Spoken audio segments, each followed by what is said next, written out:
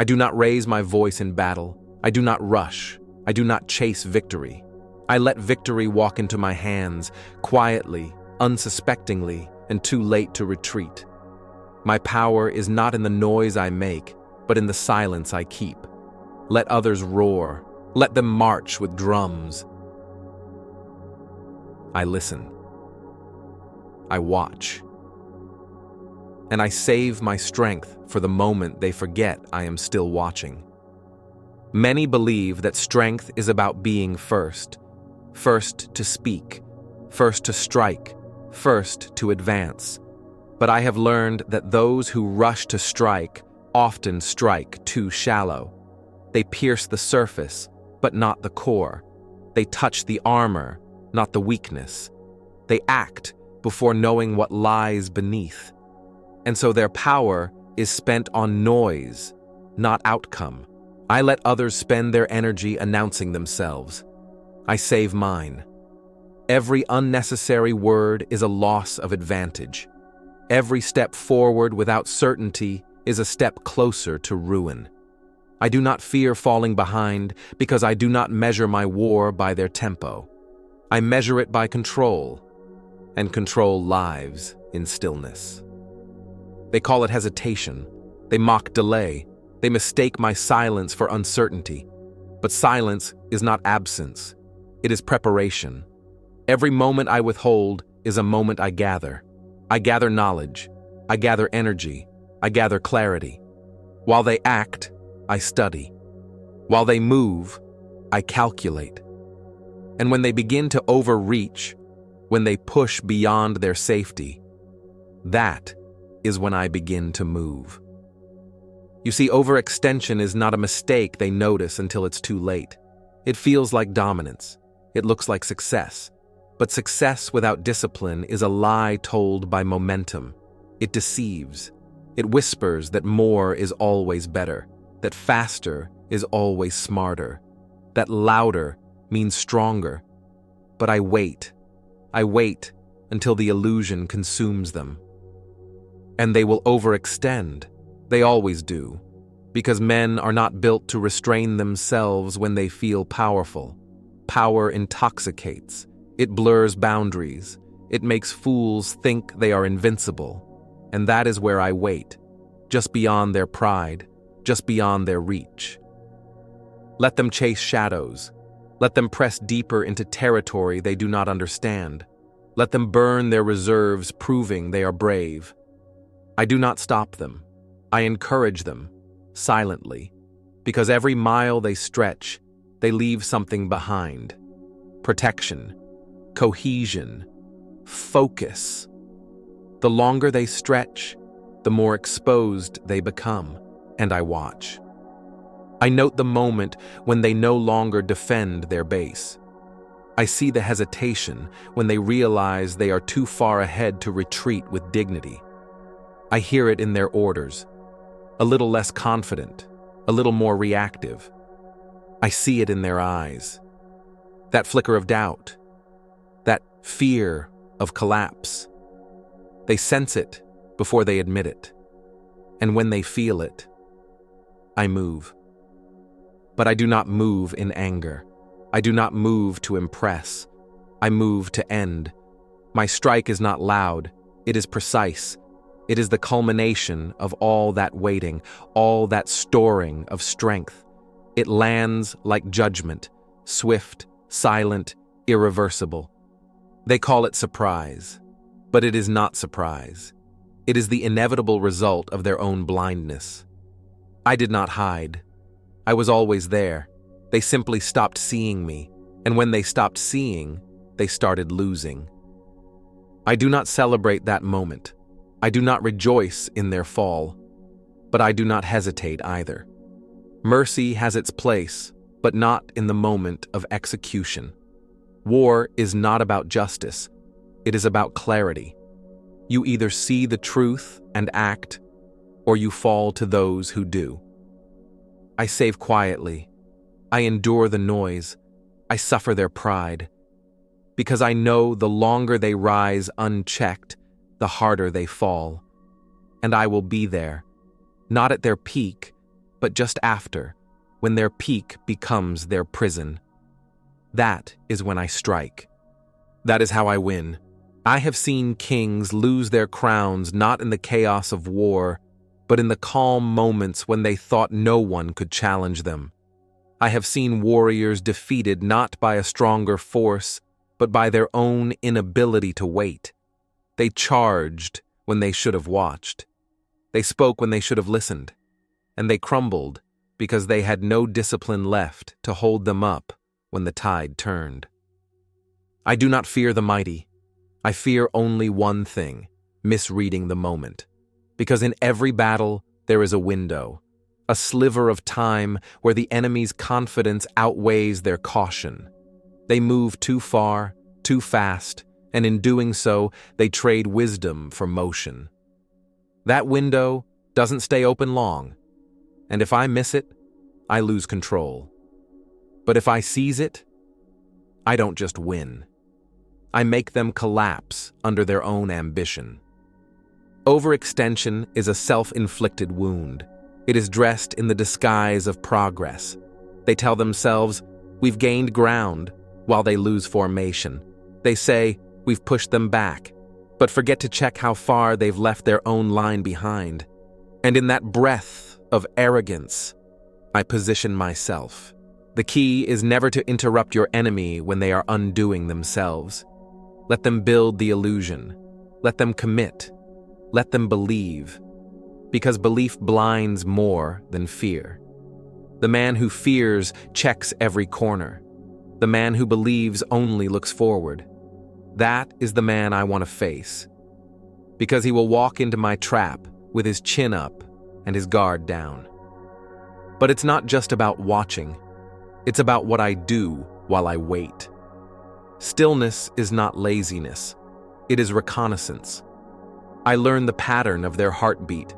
I watch how they react to silence, to bait, to setbacks. I learn not just where they are, but who they are.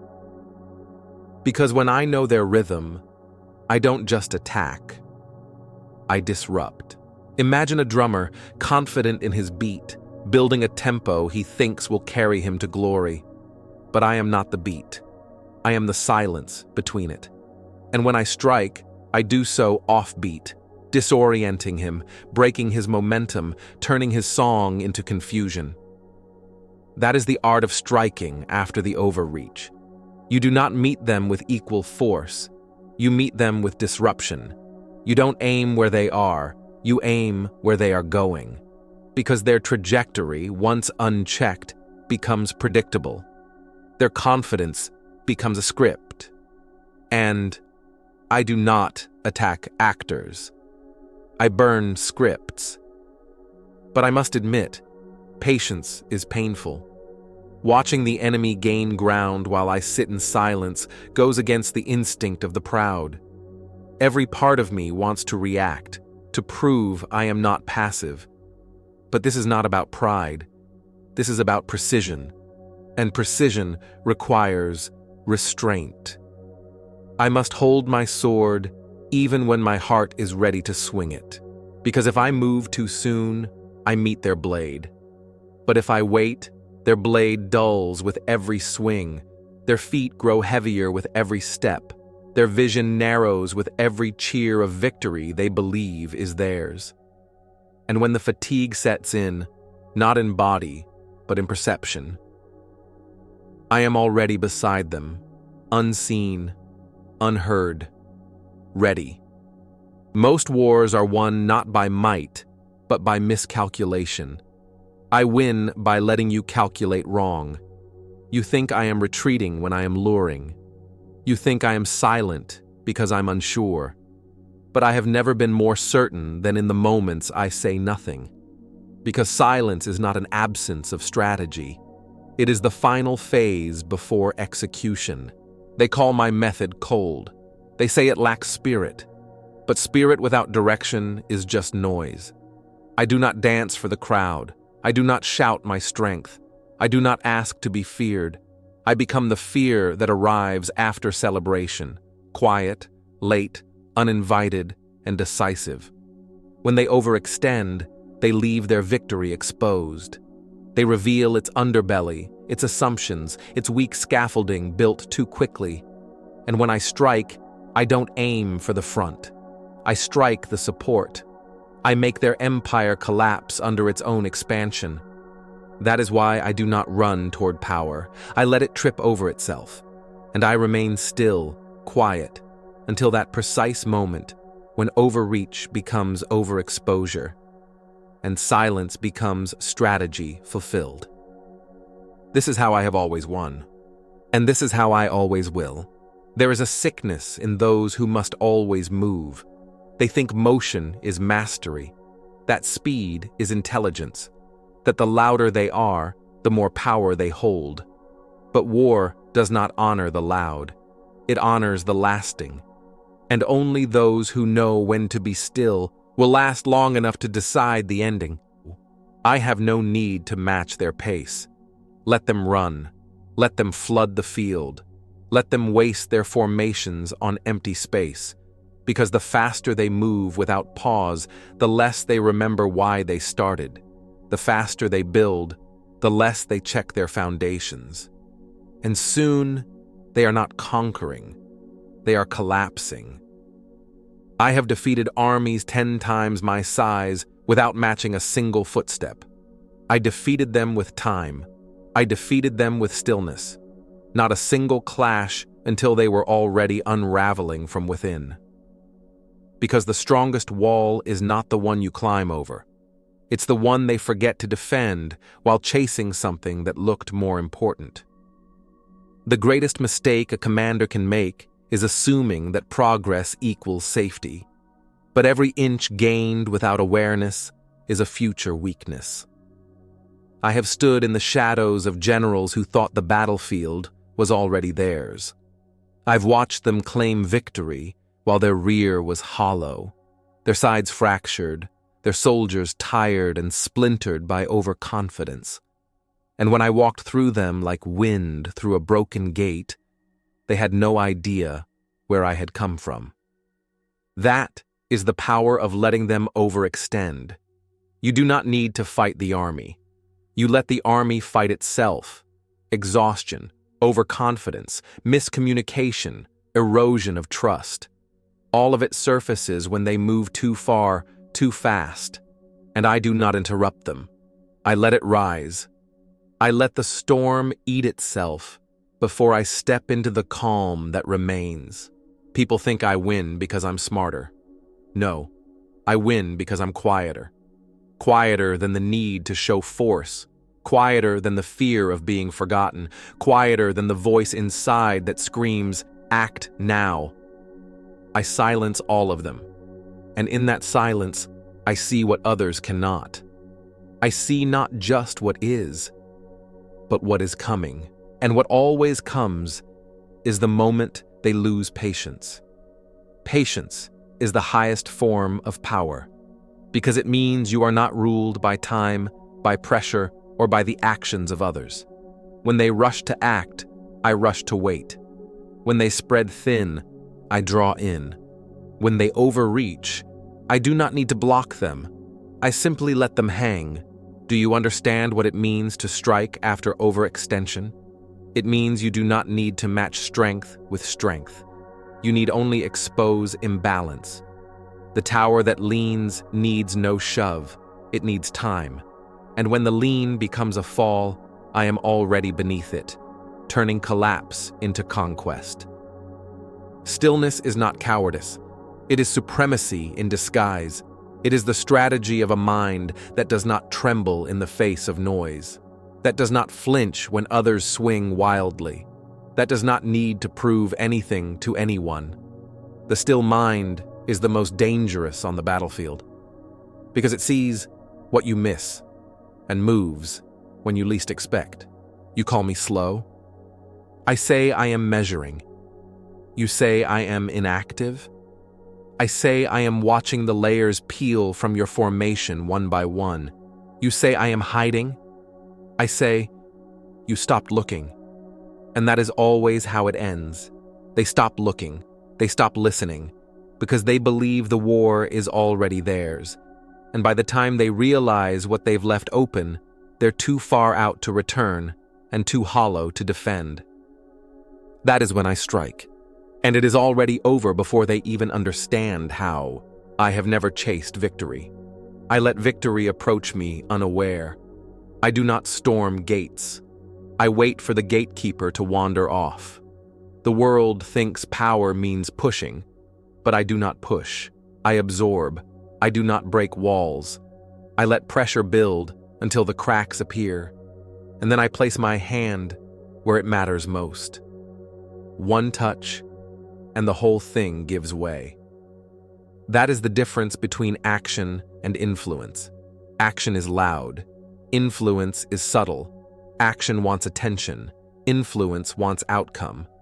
And I have no interest in being seen, only in being effective. So I let them take the spotlight, while I prepare the shadow. They overextend because they think the ground ahead is the same as the ground behind. But it never is. Each new inch they claim is a step further from their base, from their supply lines, from their inner circle.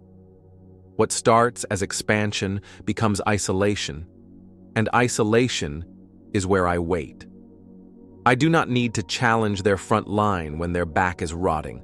I do not need to face their loudest warrior if I can reach the silence behind him. Because the truth is this: overextension does not just weaken their reach, it separates them from their center. And a force without center is a storm with no direction. It burns bright and dies quickly. The beauty of overextension is that it gives you everything: position, leverage, clarity, without asking you to risk anything. All you need is time, and the discipline to wait without trembling. That is where most men fail. They wait, but they shake.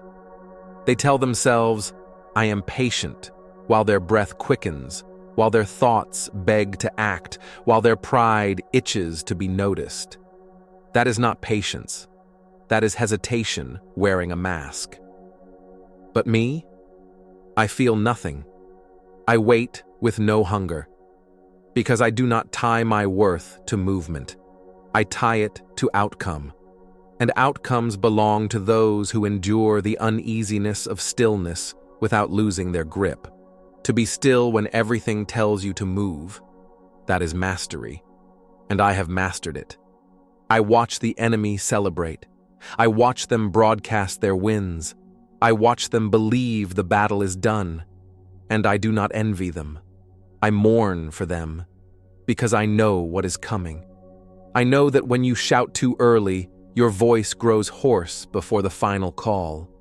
When you march too far, your feet blister before the final clash. And when you spend your power too soon, you arrive at the real fight empty-handed. So I watch. I nod. I say nothing. And I prepare. And when they are farthest from themselves, I become the consequence they never accounted for. I do not bring destruction with anger. I bring correction with precision. Their downfall is not mine. It is theirs. I merely appear at the moment it can no longer be avoided. There is no heroism in being first. There is only clarity in being last. The last to speak, the last to move, the last to strike. Because the last strike is the only one that matters. That is why I never rush. I know how it ends. I have seen this pattern 1,000 times, and it never changes. They overextend. They ignore. They fall. And I remain. Every war I've ever won began with the same decision. I will not play their game. I will not move because they moved. I will not shout because they shouted. I will not react just to feel less invisible. My silence is not a gap in strategy. It is the root of it. Because only in silence can I hear the sound of their unraveling. They never see it at first. Their early victories make too much noise. Every advance they make is followed by applause. Every gain is celebrated as if it is permanent. But real power needs no celebration. It needs no witness. It deepens in the dark. and by the time they look for where I've gone, I am already standing behind them. You see, overextension is not just about geography. It's mental, emotional, strategic. The longer they win without resistance, the more they forget to think. They rely on momentum, on pride, on the illusion that nothing can go wrong. And when men stop thinking, they start bleeding. I have stood inside fortresses that crumbled not from outside attack, but from the inside rot of overconfidence. I have taken entire territories without lifting a sword, because the enemy gave me more with every mile they chased an illusion, and I never stopped them. Why would I? Let them build the rope with their own hands. Let them tie the knot in celebration. Let them hang their own hopes high in the air, thinking it is a banner of victory. And when the wind changes, when doubt creeps in, when fatigue cracks the surface of their unity, that rope will tighten. And I won't have to lift a finger. My strategy is not built on force. It is built on leverage. I do not need to carry the weight of war if I can position myself beneath the hinge point of their failure. One shift, one moment, one well-timed strike, and the entire structure falls under its own weight.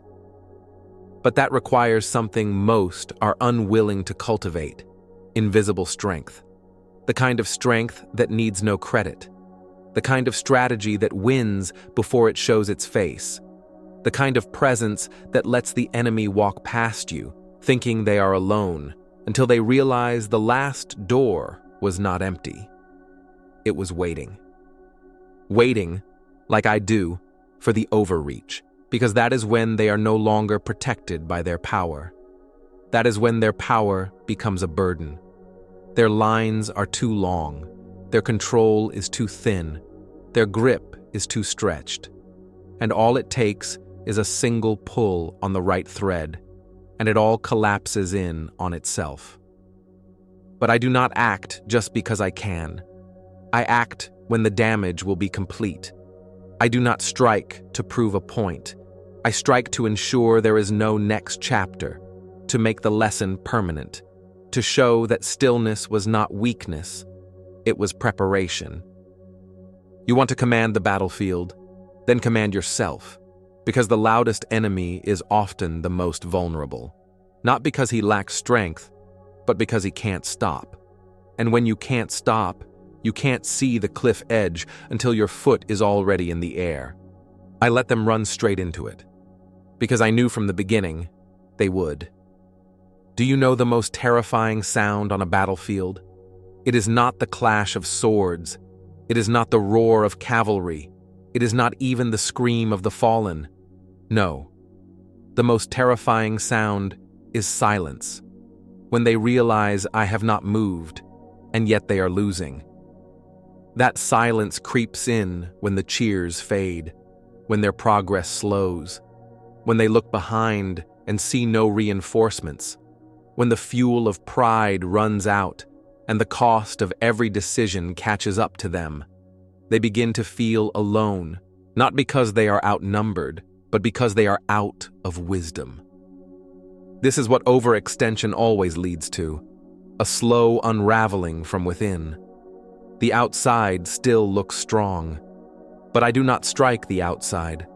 I strike the fatigue under the armor, the doubt in the commander's eyes, the hesitation in the orders that once barked with conviction, now whispered with uncertainty. By the time I step forward, I do not fight men. I fight ghosts of what they once were. The battle has already been won long before my blade moves. That is how I strike. Not for glory, not for revenge. I strike to complete the collapse that they themselves began. You see, they call it advance. But most advances are actually retreats in disguise. Retreats from awareness, from caution, from discipline. They run forward to escape the discomfort of waiting. And in doing so, they run into me, the one who embraced the wait. And while they marched, I gathered. I gathered insight. I gathered patience. I gathered the map of their weaknesses, drawn by their own hands, one arrogant step at a time. I do not need to guess where to strike. They've shown me everything. Every crack, every oversight, every vulnerable habit they mistook for strength. It's almost unfair, but war is not fair. It is not fair to those who rush. It is not fair to those who mistake energy for excellence. It is only loyal to those who understand timing, and timing is born in silence, not in applause. They teach young warriors to push, to act, to never pause. But I teach a different lesson. The one who pauses without panic owns the pace of war. If I can make them move when I have not moved, if I can make them speak when I remain quiet, then I already command them. They just haven't realized it yet, so I let them tire themselves. I let them plan 3 steps ahead while I study step 4. I let them win short-term games while I build long-term traps. I let them mistake my stillness for emptiness until they walk right into the consequence of forgetting me. And when that moment comes, when they overreach just far enough that they cannot return, I rise. Not loudly, not emotionally, but completely. I become the end of their momentum, the stone at the bottom of their fall, the consequence that waited while they danced. And the war ends, not with thunder, but with silence, mine. Let them believe that I am late. Let them convince themselves that my stillness means hesitation. Let them count the seconds, the hours, the days that I did not act, and let them mock it. Because I am not bound by their clock. I operate on consequence. You see, timing is not about being first. It is about being final. What good is it to strike early if your blow is incomplete? What value is there in being quick if you must strike again and again? No, I strike once. And I strike when the structure can no longer bear the weight of its own ambition. I have learned this from nature. The tree does not fall when you begin to cut. It falls when the final fiber gives way. And it does not matter if it took 100 strikes before that. The last one is what makes it real. So I aim to be that final strike. The one that does not need to be repeated. The one that finishes, not begins.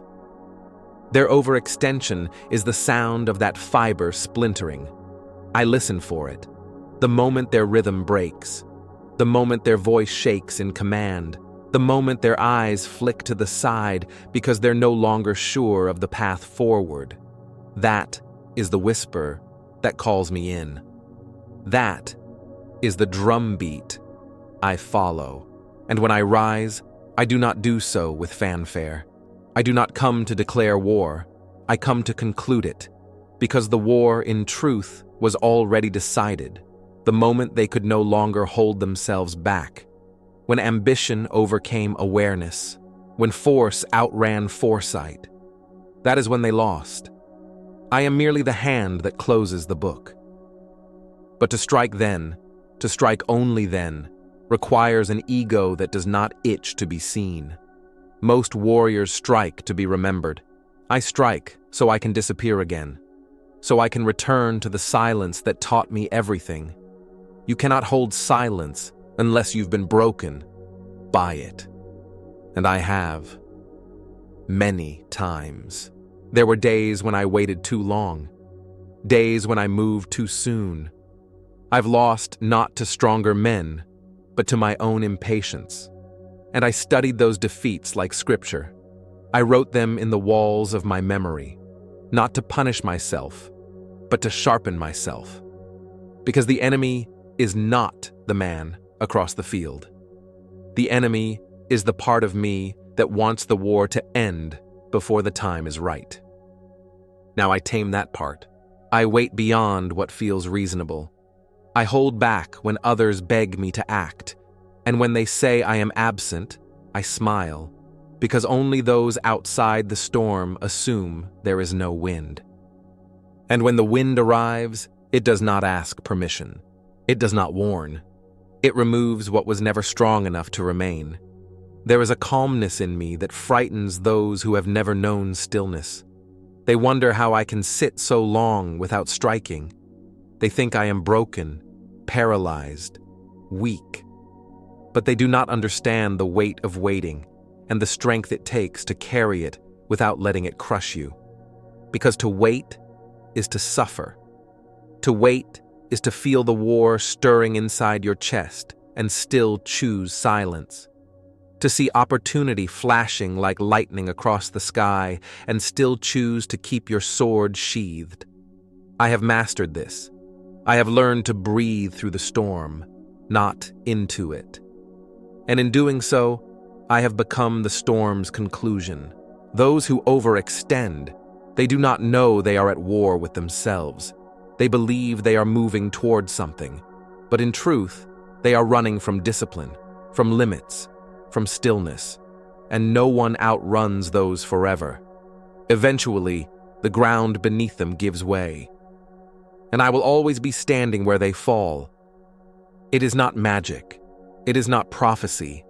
It is simply the rhythm of consequence. Push too far and your foundation crumbles. Stretch too thin and your command breaks. Move too fast and you leave your wisdom behind. This is not something I invented. It is something I obey. Because I am not the master of war. I am its servant. I do not bend it to my will. I follow its patterns. And war, like water, punishes those who rush in without understanding its depth. They build walls, thinking they are safe. But walls mean nothing if your spirit is exposed. They wear armor, thinking they are invincible. But armor rusts under doubt.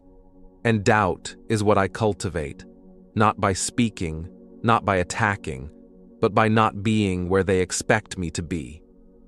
I am not in front of them. I am not behind them. I am already inside them, in the questions they no longer know how to answer, in the silence between their victories, in the pause before the next order.